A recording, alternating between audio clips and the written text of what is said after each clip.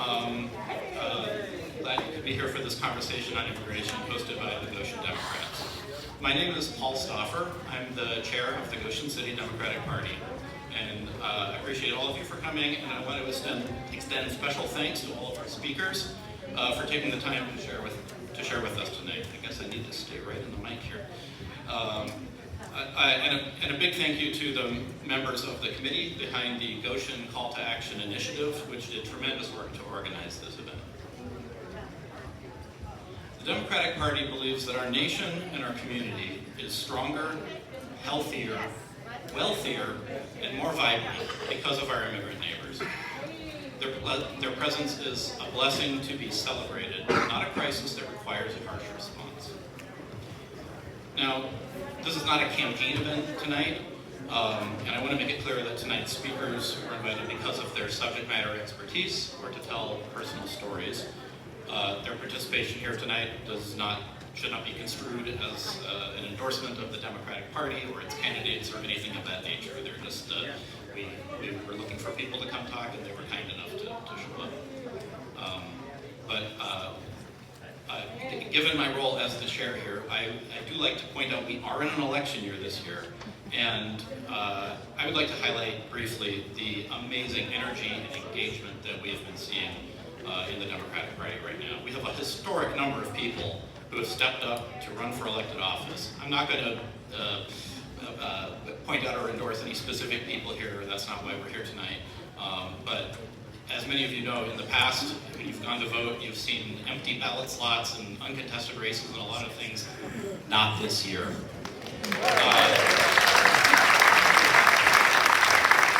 We have candidates up and down the ballot, from Congress to state legislature to county level races, township, precinct, and multiple candidates contesting the primary on many of those seats. So if I can take a really quick minute here, I'd like to recognize the people here who have decided to step up and run for something.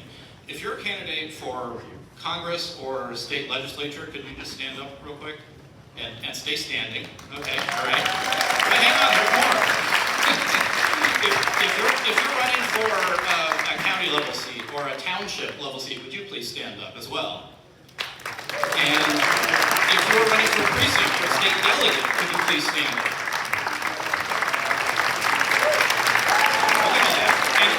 And if you're running for anything that I forgot to mention, stand up too.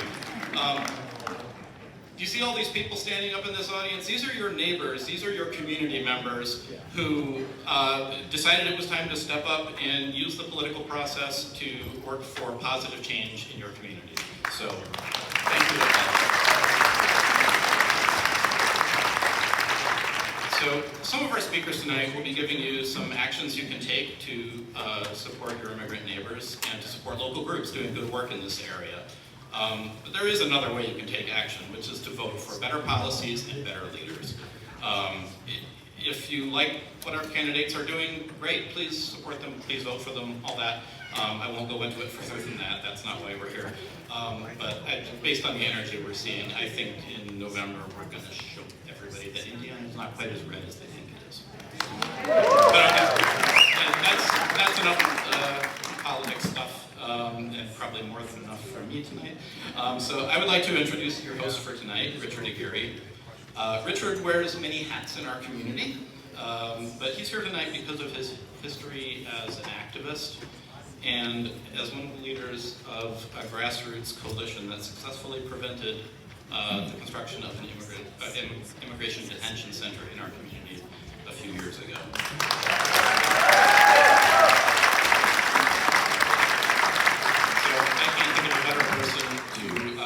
Host tonight's discussion. So without further ado, Richard Aguirre.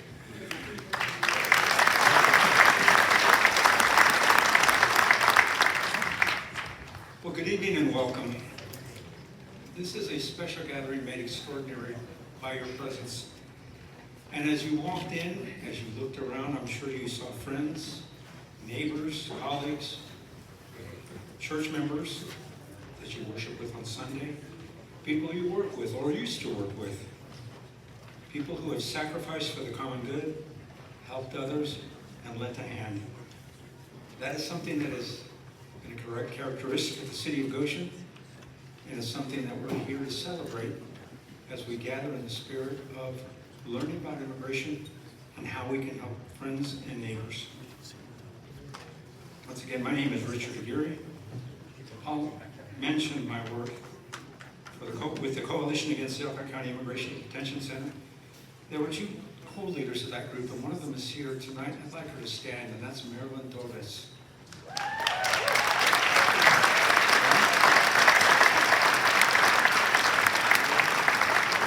She's notoriously shy, but if you're on social media, if you've been at any community gatherings, you have seen Marilyn, you have heard from her.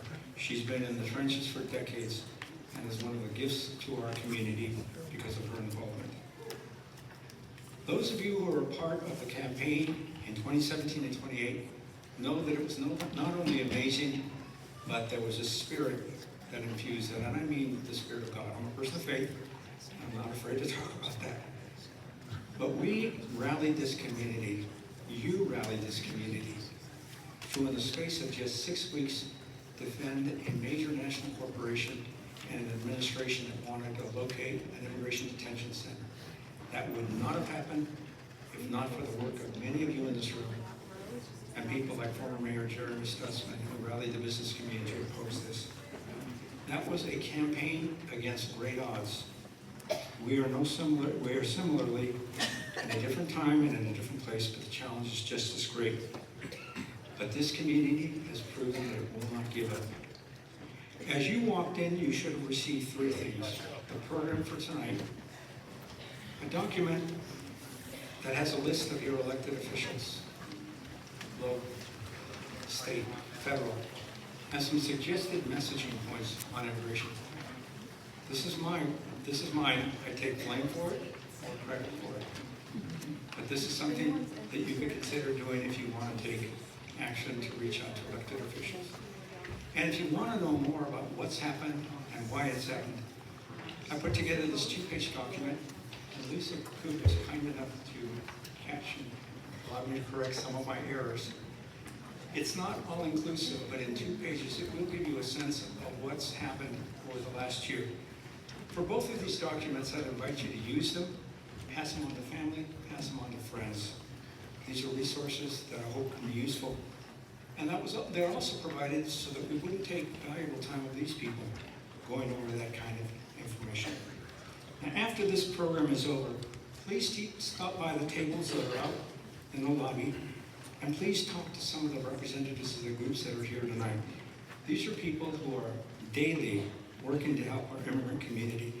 They could use your support, they could use your donations, and if you have either as a resource, I'd invite you to please engage with them and see what you can do. Above all, I hope you will leave this evening inspired to take some action. So I want to encourage you to do what you can with what you've got where you are. And I'll repeat that. Do what you can with what you've got where you are. Teddy Roosevelt, our 26th president, offered that powerful advice more than 100 years ago. And I offer it to remind you that we can resist policies and laws that we believe are unjust and help brothers and sisters who are suffering from injustice by doing what we can with what we've got, where we are, including in Elkhart County. The only way we can make a difference is through collective action. So doing those kind of small things will have a big impact. So let's begin. As you might have heard, David Maldonado could not join us tonight because of a family emergency. We are sorry about that and pray that he and his family will be well. The program includes the names and titles of our speakers. We're not going to take time between the speakers for any kind of long introduction. We're going to go one after the other. Our speakers are going to be trying to deliver the message as concisely as possible so that we leave time for questions. And so, we begin. This story comes from the Goshen College community and is shared anonymously. A call to action is one you take. I am the product of sacrifice, literal blood, sweat, and tears that filled the Rio Grande. The Rio Grande, the physical barrier of white from wrong, of criminal and royalty. At least, that's what they make it seem. The words I speak are for those whose fear is swallowed to protect those for whom they've sacrificed, to serve as a reminder that your sacrifices are seen. I carry my U.S. passport because the color of my skin and the words that slip off my tongue defy those who try to claim this land solely as theirs. Though the degrees that hang from the wall are greater than the rights allotted to those who carry the weapons that have killed, I will always be seen as inferior, even though death will never be on my hands. Unalived, they say. They say guns don't kill, people do. And what they fail to mention is that the officers are not people because they believe that they are above the law. Because if it is the officer holding the gun, it wasn't a person who killed. It was one less criminal on the streets, one less drug dealer, one less rapist, one less bad hombre. But that narrative is fiction. I guess it's criminal to work your back off every single day, to feed your family, to keep the lights on, a roof over the heads. The American dream has died with the humanity that condones the repetition of evil history. I am the product of sacrifice. I never got to say goodbye to my grandparents because I was over 2,000 miles away. But my dad and my mom, their last memory with their parents was through a window. Not only did they leave their parents' home to build their own, but they provided for them too. Above 2,000 miles away, and they still made sure that they were cared for. Providing from hard work, dedication, the early mornings and the long hours, and the illness that meant less than 40 hours of pay. You see, I carry my U.S. passport because I have been granted the privilege to have one, though just like the dollar, I feel like it's losing its value, because there are terrible things happening outside. At any time of night and day, poor, helpless people are being dragged out of their homes. They're allowed to only take a knapsack and a little cash with them, and even then, they're robbed of their possessions on the way. Families are torn apart. Men, women, and children are separated. Children come home from school, and sometimes don't, to find that their parents have disappeared. Women return from shopping to find their houses sealed, their families gone. I took my U.S. passport to the voting polls because I didn't want any doubt that I was rightfully and dutiful fulfilling my civic obligation. Though my father intends to suppress my voice, I speak. I vote. I believe the suppression of voices for some is not to create flashing lights stating we're over here, but that is a sacrifice I'm willing to make. They've risked it all. Now it's my turn. The degrees that hang from the wall are more than that. They are what give me the poise to defend the voiceless. These words are to remind everyone here that while this is not immediately the story of an immigrant, every single one of us knows an immigrant. This country was built by immigrants. It's Sociology 101. Social problems impact everyone, you included. Don't ever think they don't. Complaining about prices, immigrants were the ones doing the labor. You removed a crucial number from the equation. And if you couldn't identify the difference between my words and those of a young girl named Anne Frank, you need to remember history. This country, the United States of America, is the product of the sacrifice of immigrants who sought freedom and new opportunities. The color of their skin should not eliminate that original dream. And who are we to dictate that? This November is the midterm elections. If you have not done so already and are able to, I urge you to register to vote. If we show up and show out in the numbers that we are, we can make a change in history. We can create safe spaces for immigrants we know and love. Listen to their stories and remind them that they have an entire community that spans across the world. The late Pope Francis once said, "We the people of this continent are not afraid of foreigners because many of us were once foreigners." Mi gente, stay safe for we cannot protect you. Be hopeful for the end of this war on the beautiful thing that is our existence and the enrichment we are able to bring to the table. May God illuminate those full of ungodly hatred.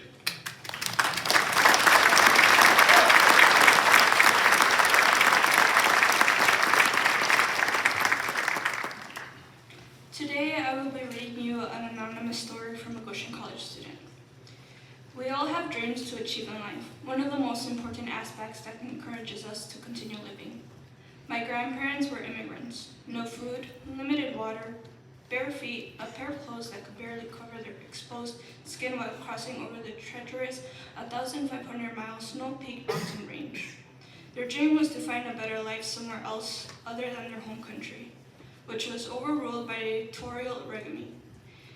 If it weren't for the Christian missionaries who showed empathy and kindness towards my grandparents, sadly, I would not be writing this piece. My grandparents lived on to carry on this mission, to help other refugees, to give them a home where immigrants felt like they didn't belong, to show them love and compassion when they needed it the most. My grandparents' experience is neither unique nor uncommon.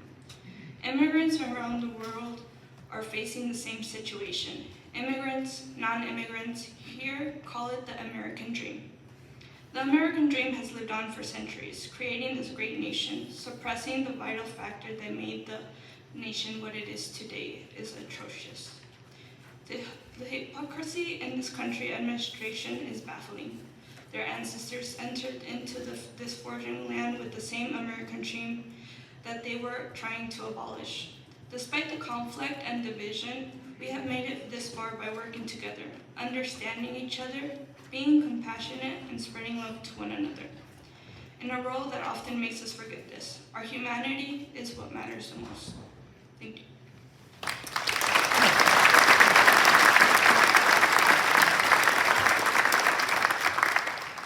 I will be reading a story from an anonymous Goshen College student. Growing up, both of my parents worked factory jobs. My dad on first shift and my mom on second. They did this to make sure I was always safe at home and that I had everything I needed. They all had always sacrificed their own stability and comfort to protect me. Now my dad, working long, exhausting hours, and my mom is no longer able to work at all. I am currently a third-year student, but during my second year in August, right before school started, my mom suffered a spine injury that left her unable to work. She was left in immense pain, unable to stand and move without suffering. I remember begging my parents to let me call the ambulance because of the fear and distrust. Watching her in that state was one of the most helpless moments of my life. At the hospital, once she asked for a doctor's note, everything changed. She had been working under a different name, and whenever we asked for a doctor's note, the nurses would say, "Let me go ask the doctor." But they never came back with real answers. I understand there was legal concerns, but it was clear that the level of care and attention had changed. They would only come to give her medication and leave, without explanation or reassurance. After she was discharged, everything at home changed. My dad and I had to take care of our responsibilities that my mom had. My dad worked 10-hour shifts and still came home to cook and care for her.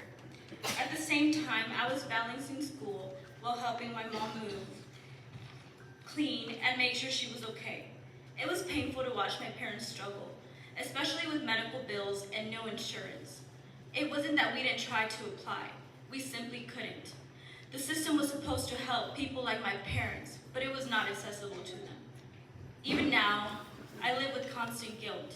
I feel guilty staying on campus to study, knowing my mom might need me at home. But I also feel guilty when I go home, knowing I'm falling behind academically. My mom still depends on us for basic tasks. We help her shower, use the bathroom, and bring her meals when the pain comes back. Seeing my parents, who once carried everything for me, now depend on me has changed my sense of responsibility. I constantly have to assure them that everything will be okay, even though I'm not sure. Both my dad and I lose sleep, scared that one day I will get someone from our family. But their sacrifices are the only reason I am still here. And their struggles continue to motivate me to keep going, even when it feels overwhelming.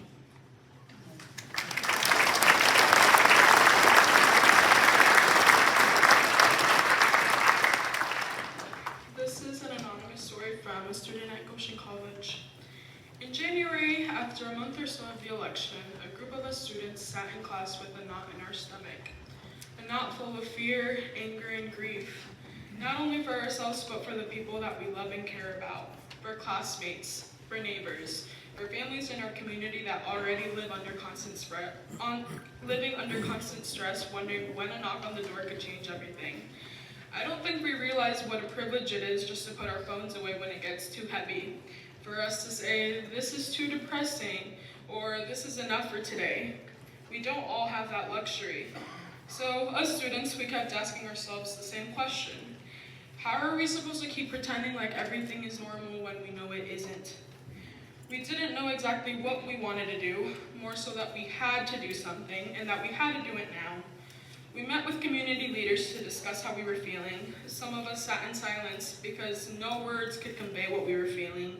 And in that silence, we realized how many people have been forced to carry this alone. Through social media, we heard there was a protest happening in Goshen in early February last year. We knew this was a way we could help our community, so we met with the protest organizer and offered to participate in the planning. After the meeting, we decided to plan an event on campus where students would get together to create posters to share their voices. When we showed up at the protest, we listened, we spoke, we stood in solidarity knowing that for many immigrants, simply being seen in public could be risky. But we knew we had to be the voice for those who could not be there. The posters did not disappear after the protest. We decided to hang them up in front of the Goshen College Library, where students walked past them every single day. They became a constant reminder of the current climate. On good days, bad days, on days when nothing else felt political. So, Voces Fuertes, Strong Voices, came to be a student organization at Goshen College. Voces Fuertes exists because immigrant voices need to be heard, because fear should never be the cost of survival, because community truly means showing up again and again, especially when it feels hopeless. What you do next matters more than what you feel right now. It's not a feeling that you leave in this room. Voces Fuertes will keep showing up, and we invite you to do the same with us. If any of these stories moved you and you want to support the work of Voces Fuertes, we invite you to donate in whatever way you can. Your contributions help us create events, provide resources, and continue showing up for our immigrant community. Even a small gift makes a difference. I leave you with a short excerpt from another story. One song by my favorite singer is called Mojado by Ricardo Arjona. At the end of the song, he says, ¿Por qué te persiguen mojado, si el consuelo de los cielos ya te dio permiso? In English, that would be translated as, why are they chasing you, immigrant, if the Council of Heavens has given you permission? If others truly see themselves as Christians, they should try to live more like Jesus and remember that he too was an illegal immigrant.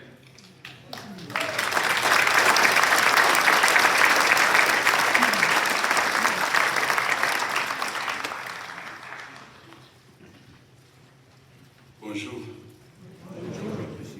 Buenos tardes. Good morning, everyone. My name is Jean-Renel Montpeus, and I grew up in Haiti, and I'm one of the beneficial immigrant and coming from Haiti, living in the United States for more than 25 years. And we're here to support what's going on in the United States about the immigrant problem. It's not about immigrant, it's not about white or black, it's about humanity.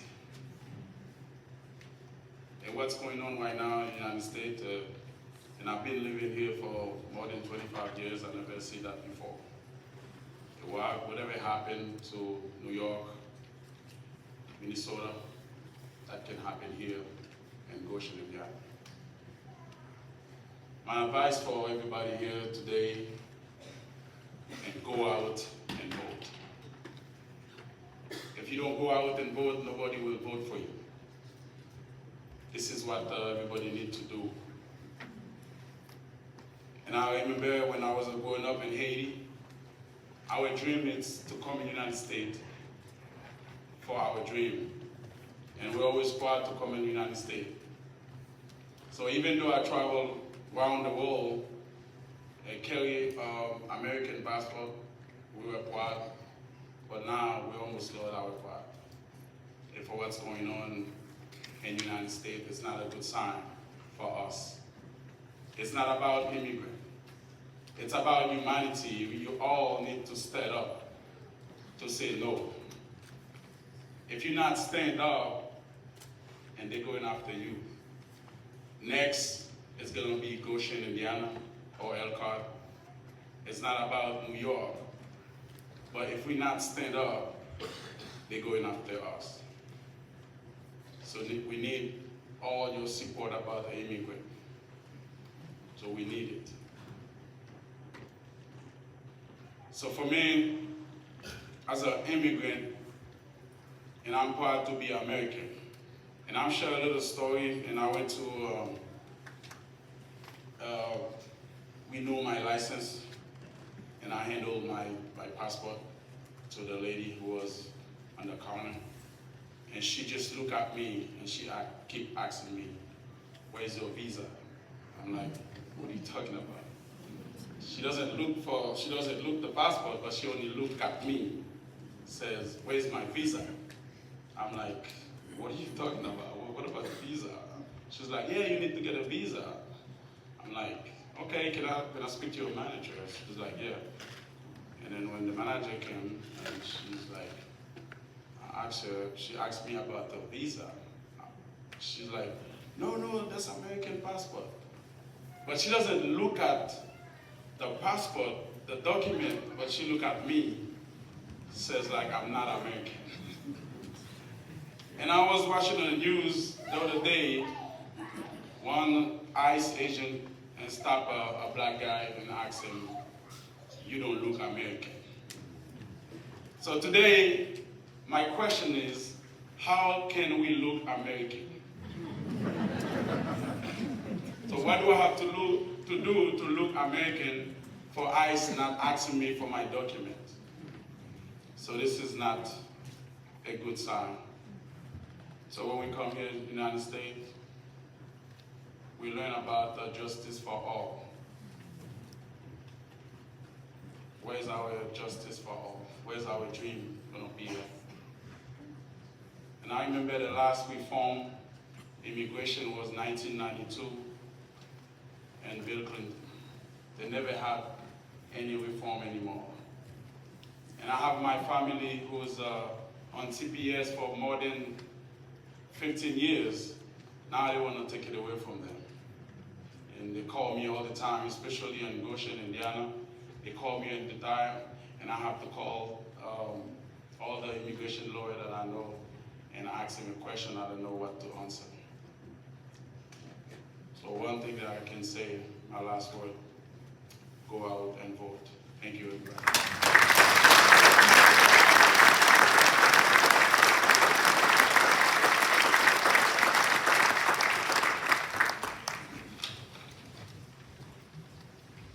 Hello, everybody.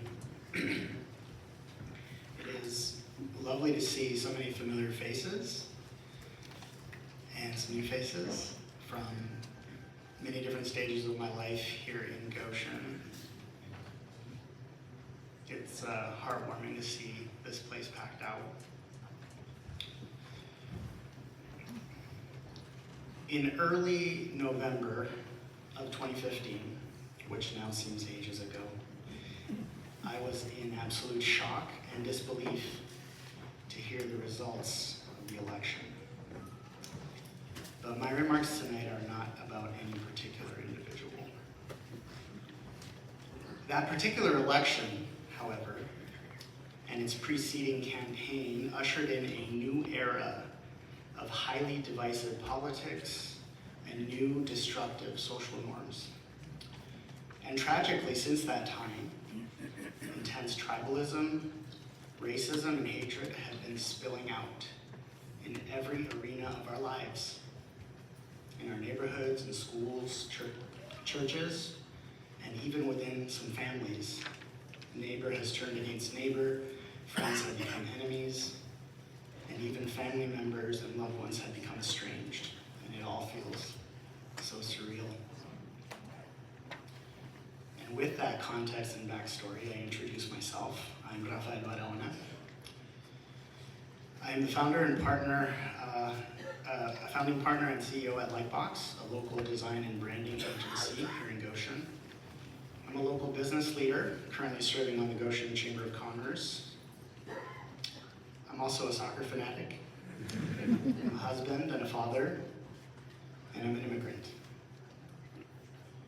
My immigrant story is perhaps a little bit different from some of the others you've heard and will hear, as I immigrated from the north, from Canada. I have grown up in a North American context with Chilean roots. My parents are also immigrants, having left Chile in the early 70s to make their way to Canada. So I have known an immigrant story my whole life. I came to the US in 1993 as a high schooler, and I have historically had a complicated relationship with Goshen. Our family never intended to stay here, thinking we would probably leave after a couple of years and head back to Canada. That did not happen.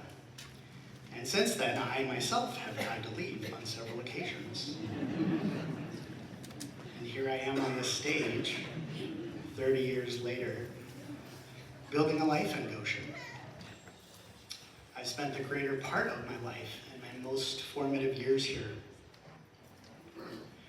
I've always straddled worlds and been in some way an outsider, never fully belonging.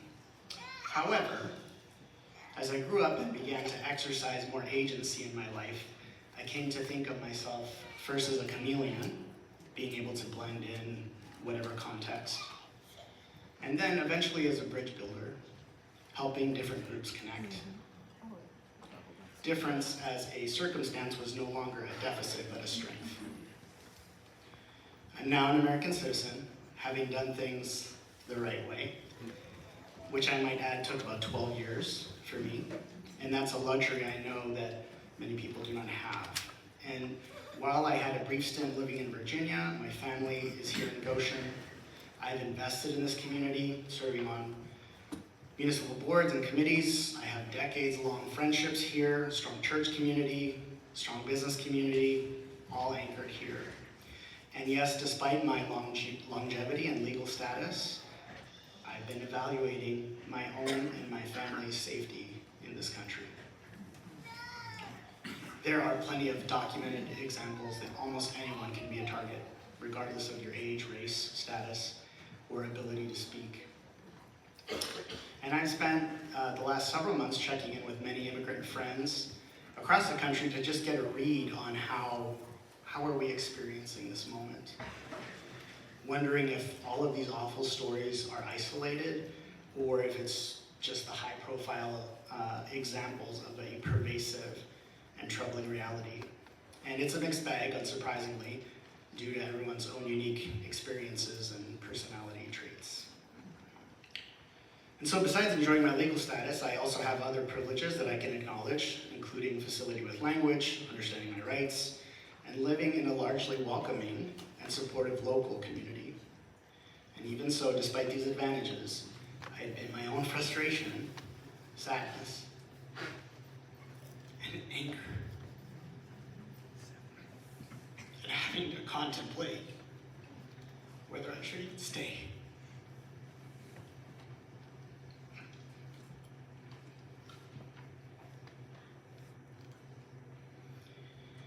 My wife and I have started to use a storm analogy to evaluate and situate ourselves in this moment. So when we hear a storm is coming, some of us wonder if it's just going to be some rain, some strong winds. Others head straight for the grocery store to stock up on bottled water, toiletries, canned goods, etc. And they might get lanterns or candles or a generator if they have one. And some do this if it gets to be like a tornado watch. Some only do it if it's a tornado warning. And some don't do any of this and just hope that the tornado doesn't touch down in the region, and if it does, that it doesn't touch down in their neighborhood. I'm not sure if we are in an immigration tornado watch or warning, or if a tornado is ready to touch down in our neighborhood at any moment. But I know we are taking precautions. I do have copies of my passport. My wife and I have begun to discuss the possibility of what it would look like to move. This is not a definitive plan, but we are getting our own non-perishables in the interest of being prepared and knowing what our steps are if we ever need to migrate again. Over the Christmas break, we effectively did a tornado drill, traveling to Canada to see some friends and enjoy vacation, but also to imagine what would it like to be here. so despite my previous attempts to leave Goshen, this community is my home. I don't want to, and I'm not trying to leave. But as they say, hope is not a strategy. I believe it's prudent to be prepared, and so we're taking steps to be prepared. At the same time, while hope is not a strategy, it is a fundamental and universally human superpower. It drives us forward and connects us to each other. In the face of forces that wish to divide, to create barriers, we can choose hope. Regardless of our own status, age, race, or gender, we can choose community. We can choose to stand with our neighbors, to support them, and we can choose to oppose unfair and unjust treatment. We can choose to work at creating a world in which we want to live. If you were in this room, I believe that's what you're choosing. Thank you for standing with your neighbor.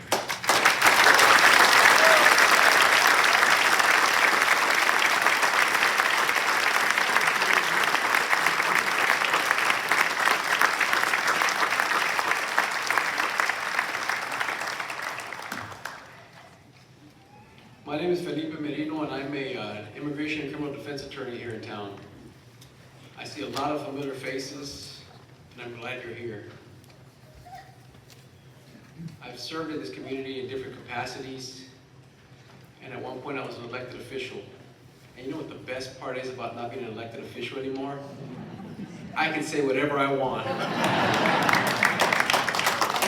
And I don't need your vote.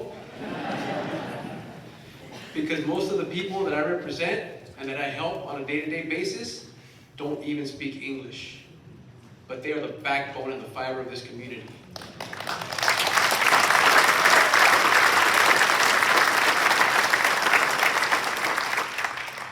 And I'm going to call it just what it is. What we're seeing today is hate. It is hate fueled by money and greed. And I'm going to start off with a statistic that just recently came out. It was in the paper. I'm sure some of you saw it already.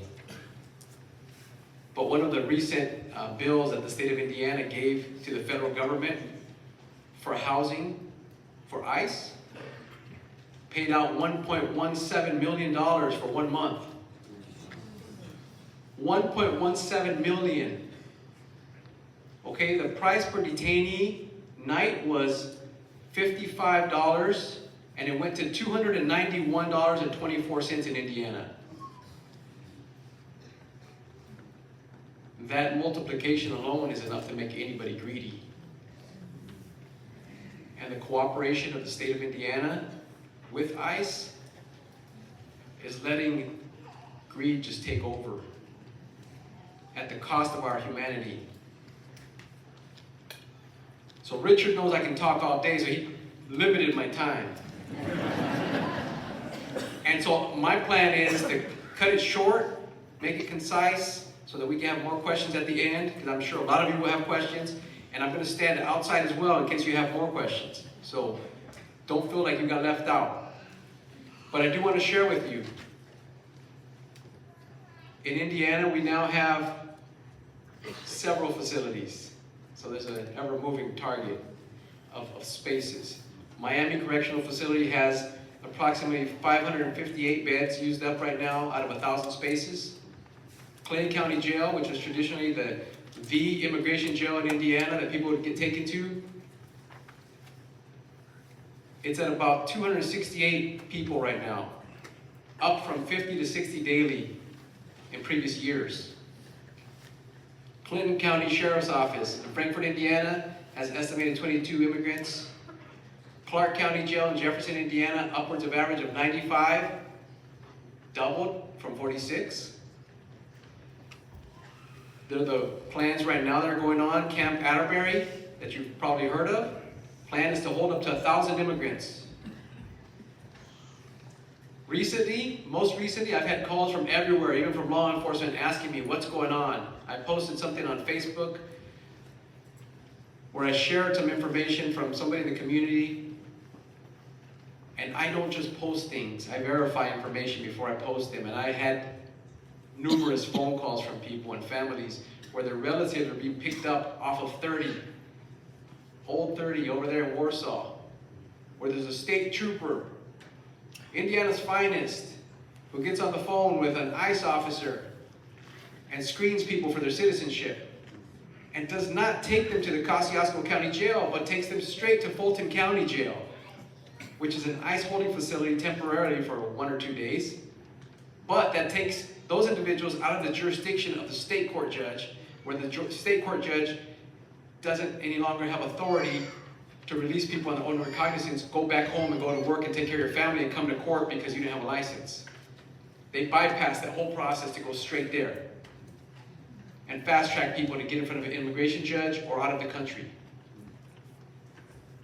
Allen County Jail is our local place here, where when people are picked up from Elkhart County several times a week, they get taken to Allen County Jail for 1 or 2 nights, and then they get taken over to Clay County Jail or wherever else. And people wonder, well, why does that happen? Why did they take them to Allen County first? That's because Allen County has to get paid. They need to get paid for their bed space. And it's much closer for them to come from Allen County to Elkhart County than it is from Indianapolis to pick people up. Now, we haven't seen the activity here that we saw in Chicago or that we saw in Minnesota or in other places. But ICE has its hands in the community in a different way. They don't have to do that in Indiana. Why not, you might ask? Because the state government is very, very cooperative. And I'm sure Lisa's going to talk about some of the legislation that's going down the pipeline right now. But the state government is opening the doors for ICE to do whatever they want to do here. And that's why they can detain as many people as they do without having to come and wreak havoc in the streets, even though I wouldn't put it past them. But they do it by detaining people from everything from operating never license to felonies, with most being low-level traffic violations. Because people aren't allowed to get a driver's license. For crying out loud, members of Congress have Maryland, Virginia, Washington, D.C., they have legislation there where people can drive, get a driver's license, get car insurance, because that's where the members of Congress, their family members live, and if they get in a car accident, they want to be covered. They want their relatives to be on safe roads and safe highways, but it's not good enough for Indiana. We worked hard last year. A lot of people worked hard. I see some of our friends from Plymouth here. Thanks for coming out. We worked very hard to try to pass that legislation last year. And we got through committees that had never been passed before. Majority Republican committees. And all it took was one person on the Ways and Means Committee to just say, I'm not putting it on. And it's dead. But there are people that are trying to make a difference. In Indiana, they're able to get a hold of people faster because we have the flock cameras. How many of you know you're being watched? These little cameras at the intersections, you think they belong to the city of Goshen because they want to keep you safe? They belong to private contractors. They're taking pictures of your license plates in Marshall County, in Elkhart County, everywhere. They're collecting them. Artificial intelligence is in screening them 24/7. And so when they look, if you've been flocked, and you can go to haveibeenflocked.com, write that down. And you can see if your car has been flocked, if your license plates have been flocked.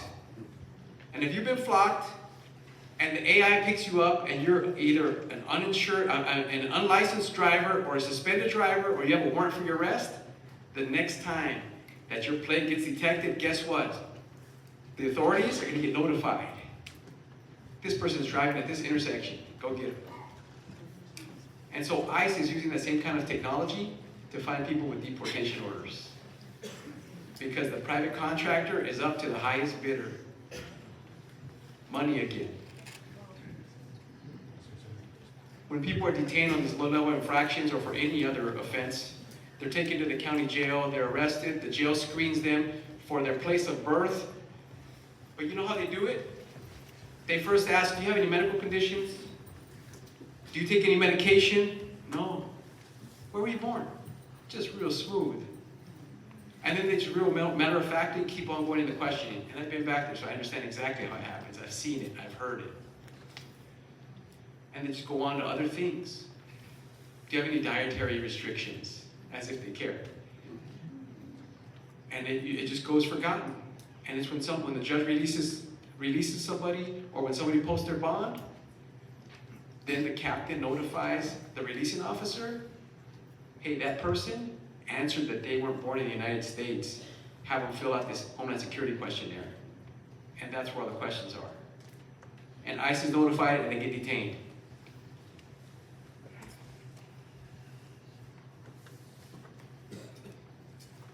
People accused in state courts of crimes are being picked up all over here and in the surrounding jurisdictions.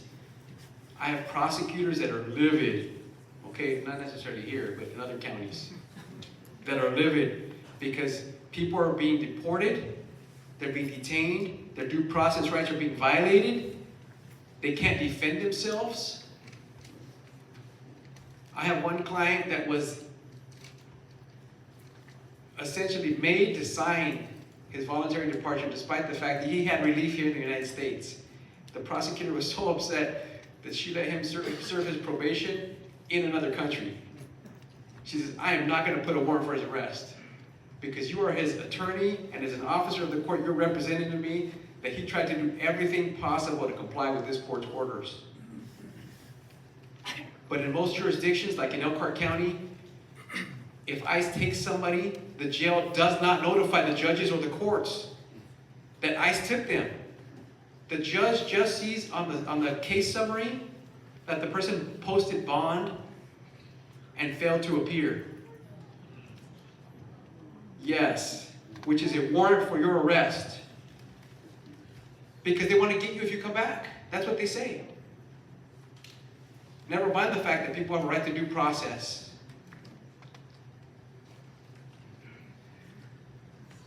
The other way they get a hold of people are looking for people with removal orders who failed to appear for immigration court, going after people with orders of supervision that for years have been renewing their work permits and going to appointments. All of a sudden now they've decided, you're gone, we're taking you. And finally, children that are brought here by their parents, where the parents are too scared to go to court. Those children now are walking around with deportation orders and nobody to protect them.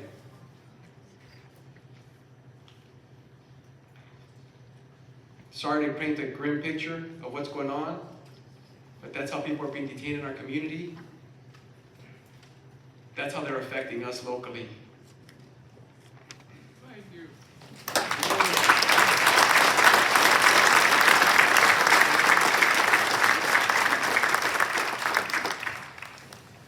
Felipe didn't lead in with a little uplift. I need to come and stand before you, but I will try to identify a few points of hope. First of all, it's amazing to look out and see our community gathered in this way. And we might not all believe the same things politically, and that's okay. Our strength is in our community and in our love and support for our neighbors. My name is Lisa Coop. I'm the Director of Legal Services at the National Immigrant Justice Center. If you're having trouble following what on earth is going on in our immigration system, you're not alone. It's my full-time job, and I can't keep up because it is changing so quickly and so dramatically. My organization, the National Immigrant Justice Center, is based in Chicago, but we have offices in Goshen and Indianapolis. And our mission is to combine litigation, policy advocacy, and direct legal services. So what that means is we litigate things like a case called Castan-Nava that we've been litigating in the Northern District of Illinois since 2022, where we have a settlement agreement where a federal court judge said, look, ICE cannot go out and arrest people without warrants. That's unlawful. And that's what they're doing now, obviously, since January of last year.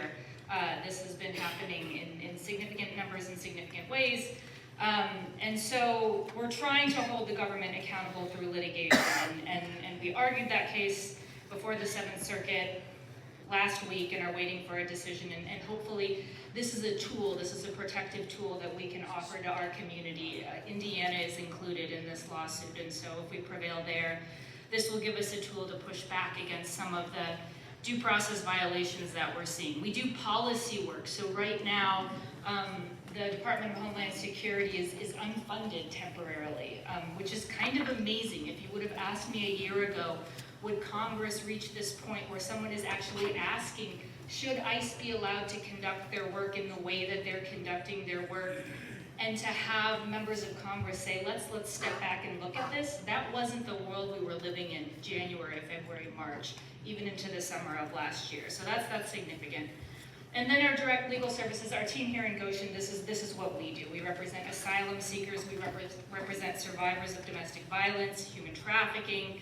We represent clients facing family separation through detention and deportation. And our clients have been hurting for the last year, and long before that, right? Our immigration system is systemically unjust and has been extremely problematic and unavailable for many people who should be afforded the opportunity to exercise their human rights and access their immigration benefits. But in particular, since this administration swept in at the beginning of last year, we've seen legal protections withdrawn, so we've seen little technical things that have huge impact. So we've seen the expiration dates on employment authorization documents cut off, so people lose the ability to work. They lose the ability to have a driver's license in Indiana once that driver permit is gone. It now costs significantly more, exponentially more, to receive most immigration benefits if those benefits are even available at all. Temporary protected status. We've seen attempts by this administration to claw back protections that have been in place since 2010 for Haitians, and much earlier, since the 90s, for many of our Honduran, Nicaraguan, Salvadoran neighbors. And so the withdrawal of those protections, this is significant, this is cruel, this is inhumane, and this is unlawful. Cancellation of parole programs, the narrowing of asylum. So last year in 2025, the Board of Immigration Appeals, so that's our administrative court that handles immigration matters, issued about 70 precedent decisions. That's a lot of decisions. That's way more than, at least in the years I counted, that's way more decisions than most administrations issue. And the Board of Immigration Appeals is highly politicized. So the Attorney General sits at the top of the Board of Immigration Appeals, at the top of the Department of Justice. Of those 70 cases, do you know who won 70 times? The government. The immigrant won 0 times. So that's 70 new decisions that narrow access to protection. About 30 of those decisions dealt with asylum, relief under the Convention Against Torture, and narrowed access to those protections for our neighbors and people among us. That's not a system of justice. That's not just standard deviations and different places across a spectrum of what an administration might normally do to exercise, to put their stamp on an immigration system. In January of last year, the administration came in and said they had a mandate. They said that it was that they were elected to conduct unbridled ICE enforcement. One of the sheriffs whose county jail was turned into an ICE detention center told me, elections have consequences. But what is happening is more than normal enforcement discretion. What we're seeing is unlawful and unchecked enforcement policies and practices intended to end nearly all forms of immigration and pathways to citizenship, particularly for Black and brown immigrants. We saw that today in the Chicago Immigration Court, where summarily dozens of Somalis were called into court. Somalis who were scheduled for court months or years in the future were suddenly called into court today and tomorrow so that the system can churn through their cases more quickly and move towards their deportations. So, it is bleak. It is bleak and it is hard, and we are seeing abdication by state and national leaders, including the federal appellate courts, who are supposed to be the checks and balances on the authoritarian and racist impulses of any administration. Felipe talked about how ICE enforcement is happening in Elkhart County. It's different than what's happening in Chicago, in Minneapolis. But the impact on families is the same. Families are being separated. You know this, you know your neighbors, you know your loved ones who aren't with us because they're in jail in Clay County or in Kentucky or in Louisiana or in Oklahoma. So Felipe talked about the 4 detention centers that operate in Indiana, but when someone is picked up in Indiana, when they're taken into ICE custody, they don't necessarily stay in Indiana. They're sent to far-flung jails and prisons. There are about 70,000 people in immigration detention today. That's unprecedented, and that is wrong. So, we are in the midst, my friends, of a due process crisis. The Supreme Court has sanctioned racial profiling through the use of what we call Kavanaugh stops, so really brazen permission for ICE officers to stop someone because of the color of their skin, because of the language they speak, because of their accent. We have ICE guidance, so ICE, again, Immigration and Customs Enforcement, had a secret memo that said the 4th Amendment prohibition on unlawful search of seizure doesn't apply to them when they want to go into homes. This is not true. This is their interpretation, and it is unlawful, and we need our courts to hold them accountable for some of these violations that we're seeing. We're seeing them roll back the right to confront your accuser and understand the charges against you. We're seeing ICE agents arresting people without identifying themselves. We're seeing people sitting in jails for weeks or months without being properly charged, without knowing why they are being held in immigration detention, much less having an opportunity to fight against that detention. And we're seeing blanket efforts to terminate protections for populations of people who need access to protection. So I'm going to try to suggest a few points of hope instead of continuing on my list of bleak things happening, and then hand it over to Jane, who's going to talk about some concrete things that we're doing in our community. But I think it's really important as we confront these immense challenges before us to listen to immigrant voices, not just the loudest voices in the room, but listen to our neighbors. It is important to keep exercising your First Amendment rights. So again, we're not seeing ICE enforcement happen in our streets the way it's happening in other places around the country, but should you be in a position to see that, it would be perfectly appropriate and legal for you to record what you see, to speak out against violations that you're seeing. You should communicate with our congressional delegation. I know people like me stand up here and say over and over again, call your Congress people, make your voice heard. But we know that for the first time ever, there's polling that suggests that the American people are tired of the way ICE is operating. This notion of abolishing ICE, defending ICE, isn't a purely radical, unheard of concept anymore. Lots of people are saying, hey, this isn't the America that we want to live in. This isn't the type of immigration system that we want. And so it's important for us to continue that conversation. And then it's important to engage with the types of programs that Jane and the Center for Healing and Hope foster that allow us to engage in mutual aid, to protect our neighbors, to support our neighbors, for those of us that have resources to use those to benefit our neighbors. And so maybe with that, I'll hand things over to Jane. Boy, I did not do a much better job than Felipe of like doing all the things at the end, but Jane's really gonna knock your socks off.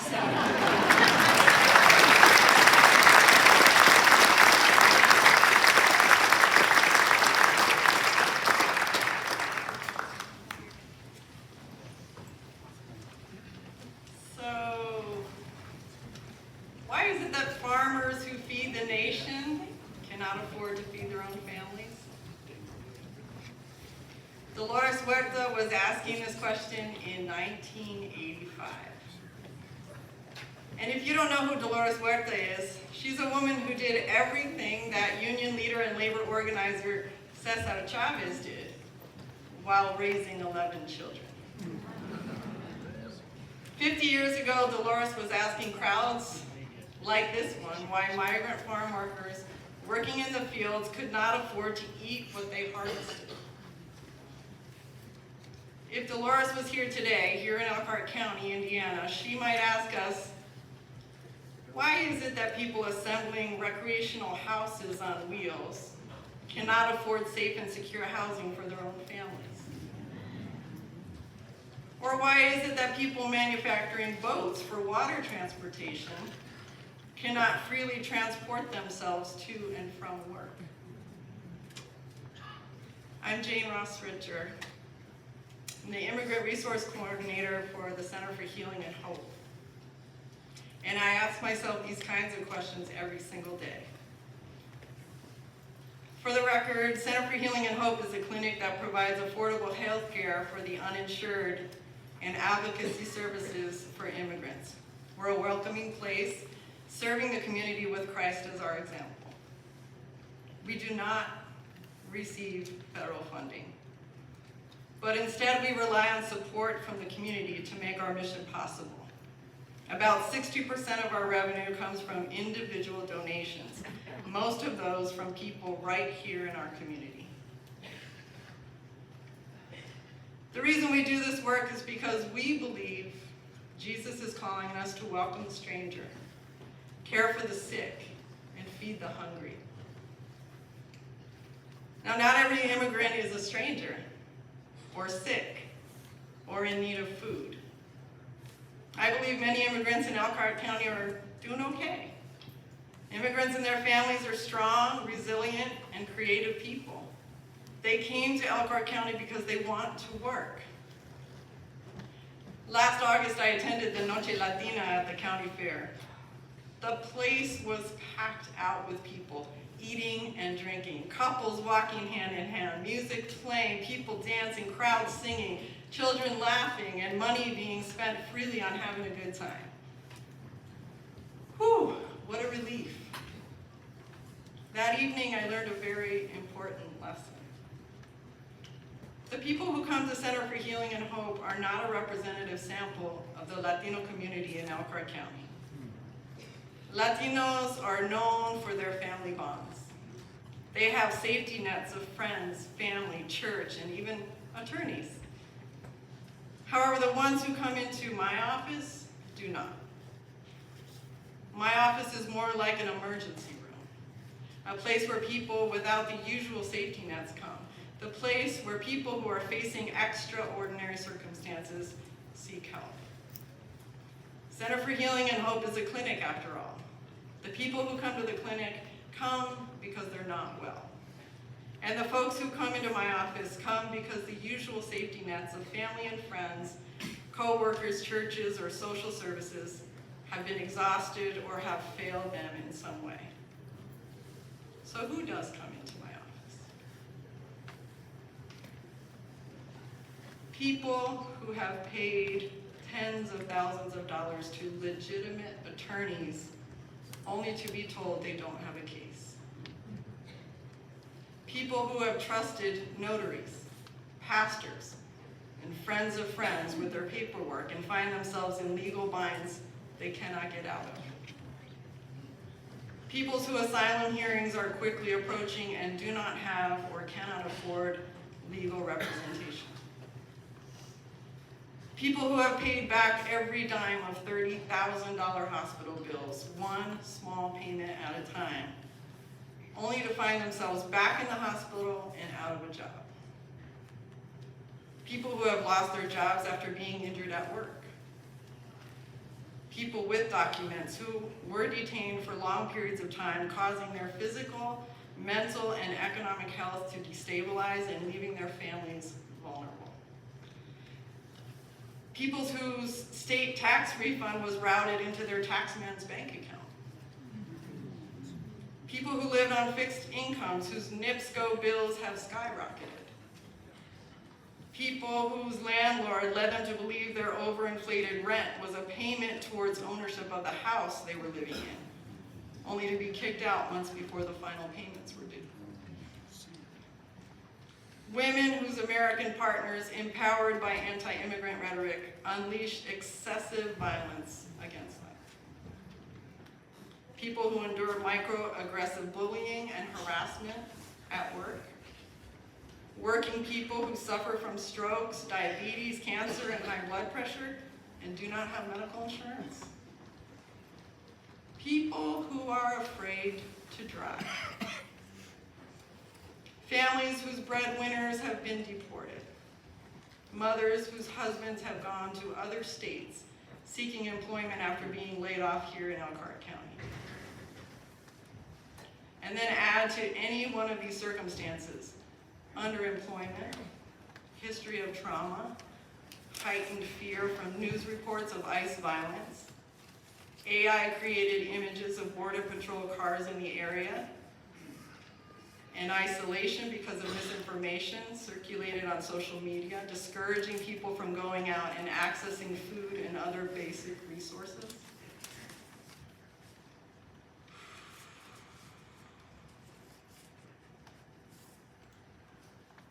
Well, there's one place in the New Testament, found in the book of John, where it states, Jesus wept. It's the shortest verse in the Bible. Jesus wept. And if Jesus were here now, I believe he would be weeping. You want to know why Jesus wept? Jesus wept because he showed up too late.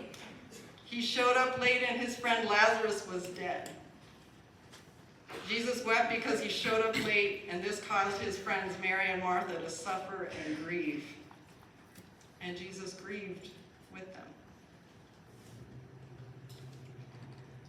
So Jesus calls us to welcome the stranger before it's too late.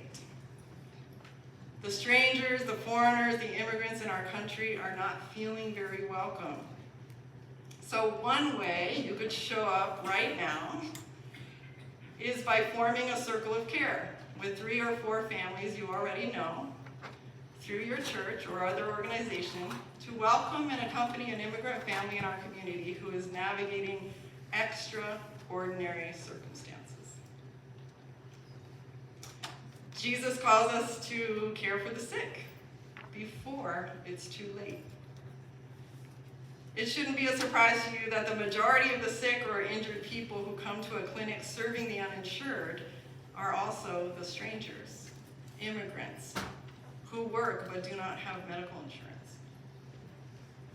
Now, one way you could show up before it's too late and care for the sick and injured is by talking to your friends and acquaintances who manage RV and boat factories and encouraging them to treat their employees the way they would like to be treated.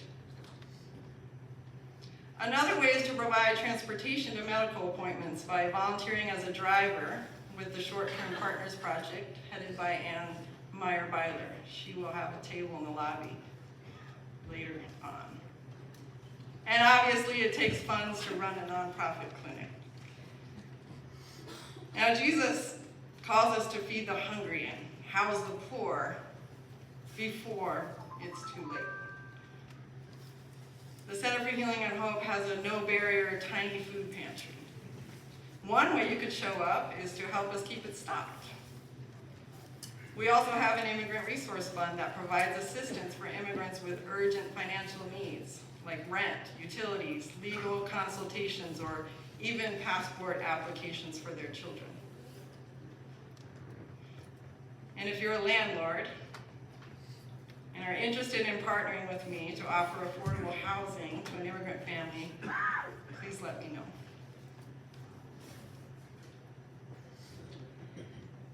What we do at Center for Healing and Hope is for the community and by the community. Friends, here tonight, we cannot rely on anyone else to create the kind of community we want to live in. We have to create it ourselves. It may not be possible for us to all know what each other are doing, but I'm beginning to believe that the decentralization of information and efforts is perhaps a very good way to keep our immigrant neighbors safe. Now, there are people in our community who are working underground. Landlords who are trustworthy and who treat their tenants with dignity and respect, charging even under market rental prices. We have neighbors who share meals and rides. We have folks who accompany people to medical visits. Co-workers who advocate for one another. Employers who care for their employees. and not least of these local leaders whom we can trust. We have a rich and caring community. So let's continue to build on this legacy so that 50 years from now, our children aren't asking the same questions we're asking ourselves. So as civil rights activists Dolores Huerta and Cesar Chavez taught us to believe, sí se puede. Yes, we can.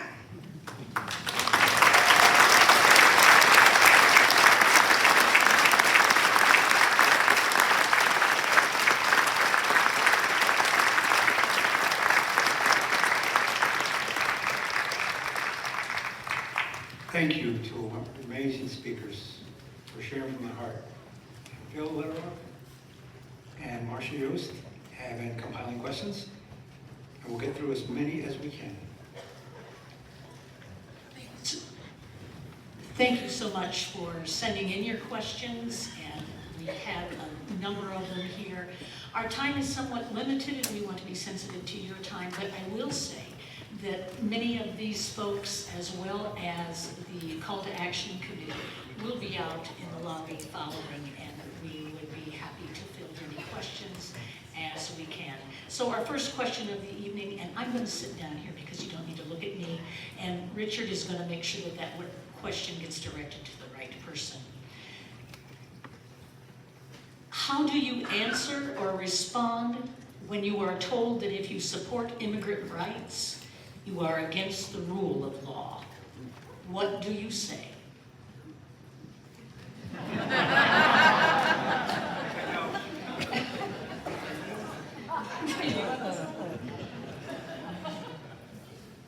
I mean, look, our immigration system, first of all, we get really hung up on this question of legal, illegal, lawful, unlawful, when in fact, that's always a really murky question around immigration. Our immigration system is a civil enforcement system. So if we were to, for example, cast our immigration system as a criminal justice system, then Felipe and I wouldn't need to do our work because people would have appointed counsel, they would have lawyers, they would have increased due process protections. But because it's a civil enforcement system, there's a different set of rules that apply.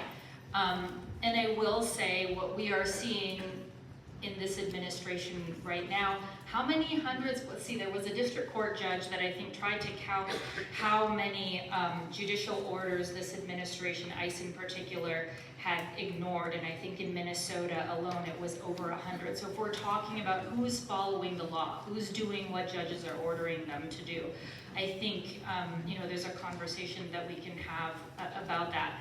But even down to, going back to before this administration, we started to hear rumblings during the last administration, like, oh no, is the border open? Is there an invasion? What's happening? And we got into this space where we started to second guess the right, for example, of refugees and asylum seekers to come to our country and seek protection. And unambiguously, our laws say that that is allowed and permitted and welcomed under our laws. So I think this question of like, well, if you are supporting immigrants, you're somehow supporting unlawfully, I think the premise is deeply off to begin with. Next question. Other than donations, what can we do to help support our immigrant community through our businesses?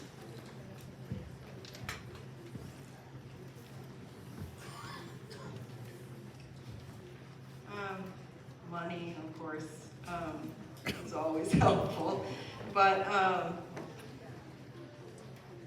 what can businesses do? Businesses can hire people, give people jobs, dignified jobs, from the cleaning person all the way down to the executive director. Can I just add, I love our businesses that are posting signs, that are doing some some of the smaller things, maybe the more accessible things that say, everyone is welcome here. Or on the day of the general strike several weeks ago, how many of our local businesses donated a portion of their proceeds that day? And again, I know the question was other than money, but that was so much more than money. That was speaking to our community. That is saying, I'm just gonna call out Table 108. Our table is an open table, they said on social media, and it moved me to tears because it was the most beautiful thing to see leaders in our community say, no, this is what we are all about here in Goshen. And so I think those gestures are really significant. What can local government do to proactively prepare for a strong ICE presence as well as deputized local law enforcement? Well, I'll be the first to tell you that I've had at least a few police officers contact me who are very concerned about what's going on. As some of you may know, there have been chiefs of police in Minnesota that have gotten together to have a press conference to discuss the fact that police officers are being detained by ICE officers because they look like they might not belong. And so think about that. Think about our local officers. They sacrifice so much to keep our community safe. And for somebody to come and disrespect them, it's just, I get beside myself. You know, I take issue with some overzealous police officers, right? I do defense work. I make sure that they do things the way the law requires. But by and large, most of our officers here in Goshen are very good police officers.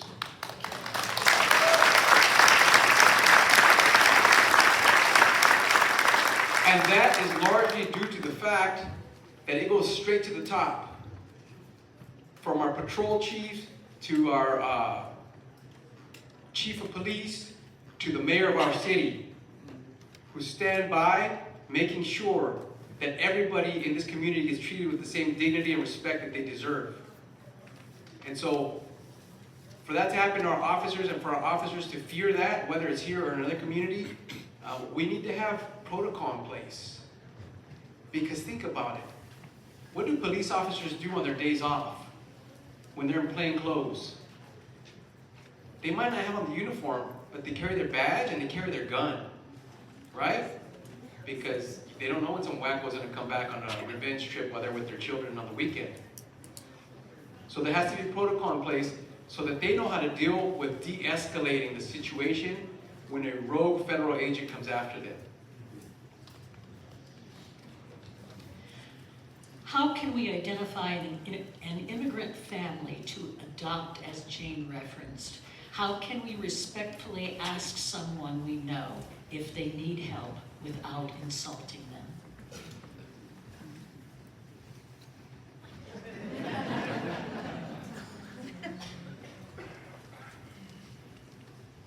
I'm not really sure how to answer that question.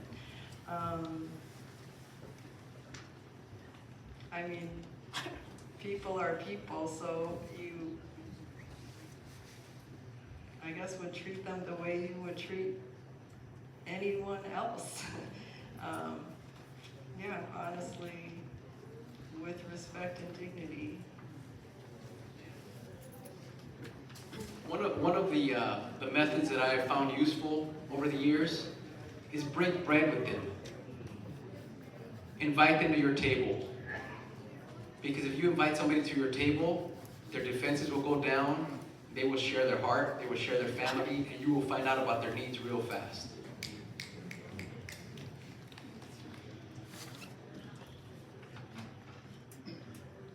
Is there a difference in how we should be talking about immigration when we know some immigrants are here legally and some are here illegally?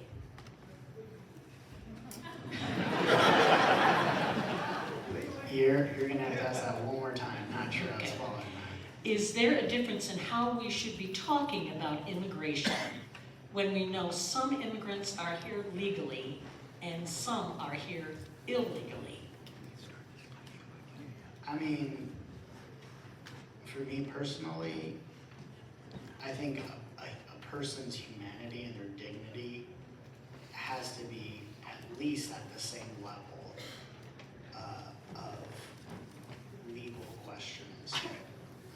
I think a lot of the strategy that is employed is to dehumanize and treat people as numbers or take away the personal connection. So for me, I think that it's important to make those considerations above anything else. And I think you can do that and still talk about what the legal pathways are, but it often comes at the expense of the humanity of the person. As someone who was a journalist for 26 years, I covered immigration from the very start of my career. You cannot assume, because circumstances are complicated and people do get status. And Gene's story was very powerful in that regard. He is a U.S. citizen. Visually, would you look at him and say, he's not an American? He's not from Elkhart. He's not from Chicago. Of course not. You wouldn't make that assumption. Do we know how many children in this district are being detained, and what is the length of detention? What are the conditions? Can they go to school? So when unaccompanied when children are detained and held in federal custody, they're held in the custody of the Office of Refugee Resettlement. We don't have ORR federal shelters here in our region in Elkhart County, but in Chicago there are a number of shelters where right now there are, at any given time, more than 100 plus kids. We're seeing far fewer children in our shelters, in the shelters that we serve, so we're the legal service provider at some of these shelters. And that's because of what's happening at the border. That's because we know that people aren't getting in at all, even though, as we talked about before, people should have the right to apply for asylum if they arrive at our border. We know that that's not happening. When children are in Office of Refugee Resettlement custody, they don't go to regular schools in most instances. Sometimes they're in foster care, but most often they're in shelter care. And there's some schooling and some activities, some programming that happens. But historically, children were quickly released to their parents or other safe adults. So they were vetted and then they were released and reunified with their families. That stopped last fall. So now the Office of Refugee Resettlement, on orders from the administration, is keeping children in immigration detention or in these children's shelters. And what they're doing in some instances, what we've seen happen to our clients, is they're saying to the parents, hey, why don't you just show up at this biometric center and give your fingerprints, you'll do your security clearance, and then we'll release your child to you. And instead they're detaining the parent and putting the parent in ICE jail and deporting the parent. So this form of family separation looks a little different from what we saw last round under the Trump administration, but it is absolutely happening. We all saw the story of Liam Cornejo Ramos, the child in Minnesota with the Pokemon hat who was used to lure his parents into ICE detention. The government using children as bait in that way is not new. This administration has been doing it pretty much since day one, and it's really horrifying and awful. So yeah, a lot of kids right now, if they arrived in the United States as unaccompanied minors, are languishing in shelters. We're seeing children who, when their parents are detained, in some instances, we're not often seeing the government detain children in ICE arrests in the community here, which isn't to say it won't happen, but we are seeing an increase in family detention and then ongoing family separation. Thank you for all of your questions. We are getting to our time limit here, so we're going to conclude with one question. And we're going to ask for a quick response from as many of you as would like. This forum was put together by the Goshen City Democratic Party Call to Action Task Force. So we would like to end with each panelist taking 1 minute to respond to this question. In your opinion, what is one call to action for each person in this audience tonight? What one thing could each person here do to help? I would say keep showing up for our community, for immigrants. And it just amazes me how many people are here tonight supporting our communities. And I would just like to say thank you for that. and to please vote, because everyone's vote matters, and we are stronger in numbers. I would say keep using your voice. Your voice does matter, even though you feel like no one is hearing, someone is hearing you. If you are out protesting or marching, know that it is being recognized and that you're not doing anything. I think most things you guys should do usually when they make in community, they don't speak any English. I got that other problem. When you go to staffing agency, they be like, oh, you don't speak English, we have no job for you. That's the biggest problem that we have. If anybody who work as a staffing agency, I mean, I understand they need to speak English a little bit, but if you guys can help them out, get the job, you know, it's not about the English, but it's about people can work.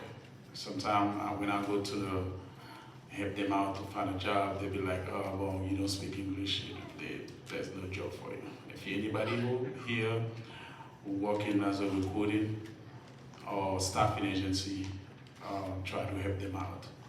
Thank you.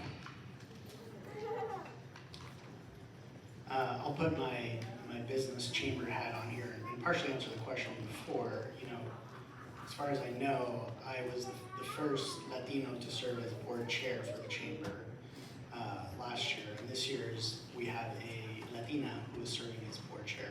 So the chamber is really interested in connecting more with the Latin community specifically, due to presence, but like the immigrant community, and I think, you know, everyone likes deals and like there's a convenience in Amazon and these kinds of things, but we can all shop local. We can go to, you know, lots of businesses that are owned by immigrants, entrepreneurs, and support our local community in that way. I would say yes, support your community, but more specifically in education. A lot of first-generation Hispanic students, college is kind of like a silent protest, like getting your education is something that no one can ever take away from you, and having that. So supporting those students in areas that you can. And I hate to be the eternal pragmatist. I don't call myself a pessimist. But it doesn't matter that I went to Stanford University. It doesn't matter that I went to Notre Dame Law School. I carry my United States passport.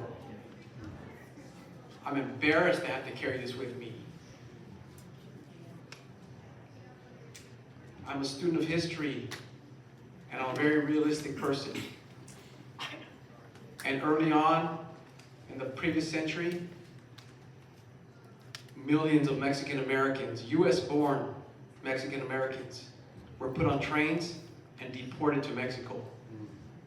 Their property, their assets was taken away. After World War II, the Japanese were interned and their properties were taken away. Everything they worked so hard for. Do you think that an attorney who's taken an oath to uphold the Constitution of the state of Indiana and the United States of America should have to fear for the stability of his own family and his community? You have to have a plan B. But I'm going to leave you with one item of hope, of powerful hope. I told you I'm a student of history. Throughout the 50s and 60s, you saw some of the most racist, terrible things happen in this nation. But look around you. When folks that looked like many of you embraced, locked arms with folks that didn't look like them, stood strong, and were unfathomed by violence, were not scared to stand up for the truth. When America saw that people who looked like them were having dogs set on them, were being sprayed with water hoses, we're being beaten, all of a sudden America got a conscience. Think about it. What happened in Minnesota recently? When two people that looked like many of you were shot dead for the cause, for a righteous cause, we now have Homeland Security with no money. Stand up, stand tall, and stay strong. I meant to say this earlier. I think we all should be taking cues from our courageous youth, from the Goshen College students that came and spoke with us today.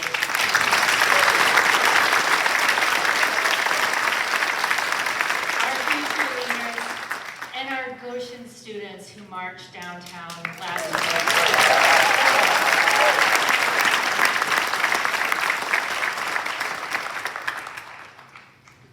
I would absolutely love it if every one of you gathered together with 3 to 5 other families and decided to form a circle of care. And then you called me up and said, we're ready to form a circle of care. I have this dream, I have this hope that the most vulnerable in our community will have a circle around them. And so if or when the thing that happened in Minnesota happens, we'll already have relationships with people. And so if children are needing to be taken care of, they already know who the people around them are who are wanting to care for them. I believe that we are stronger when we have relationships with each other. And so if you can gather your friends and say, we together want to have a circle of care together, I'll connect you with some people who could really benefit from a circle, and you will have an opportunity to get to know each other, to walk a mile with someone who has a very different experience than you do, and learn what some of the challenges really are in living in a culture that's not your own, speaking a language that's not your own, and facing barriers to your very existence. It will be a joyful learning experience for you, I promise.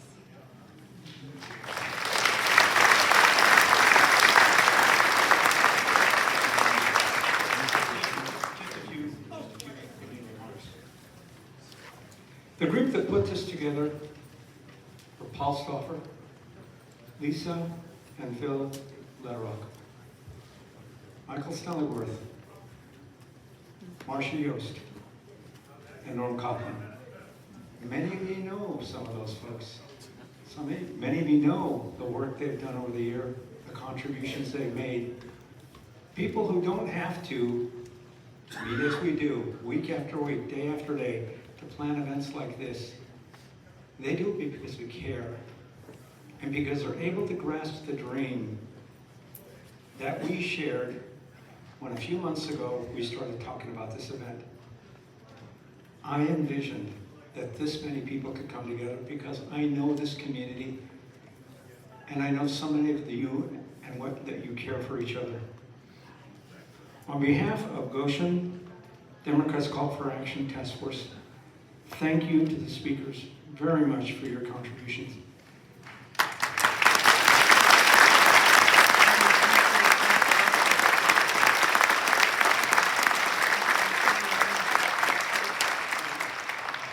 And thanks for joining us to be part of this caring community. I'm going to go out on a limb and say something. By being here, you've made a statement to the larger community that you're not afraid to gather. This is a very perilous time. And there were some people who worried that even this kind of gathering was a risk to take. That some people might not feel safe coming here, or that there might be retaliation against those of us who participated in this event. I believe in you, and I believe in this community. As I walked in tonight, though, I did notice that the marquee advertising a free movie Friday night is a 2015 Pixar movie, Inside Out. So you might take a look at that sign, you might consider coming because it's a fun movie. I won't spoil the plot except to say that it features the strong emotions of joy, sadness, anger, fear, and disgust, and how they interplay with each other. And I wish we were all feeling a lot more joy and a lot less fear, anger, disgust, and sadness these days.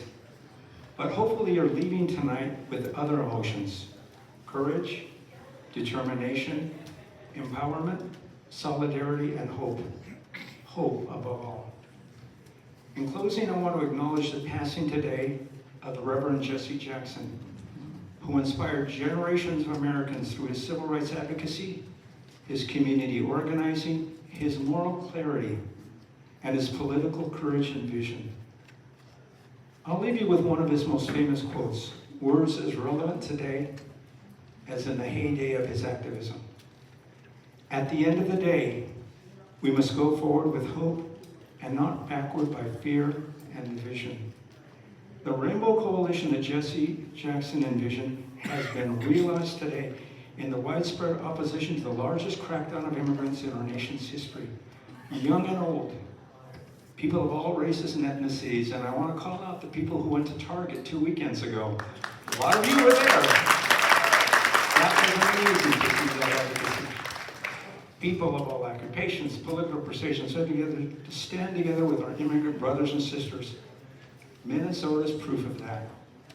So let's try to live that call to action in the coming days, months, and years. Let's move forward with hope and not backward by fear and division. Thank you very much for coming tonight.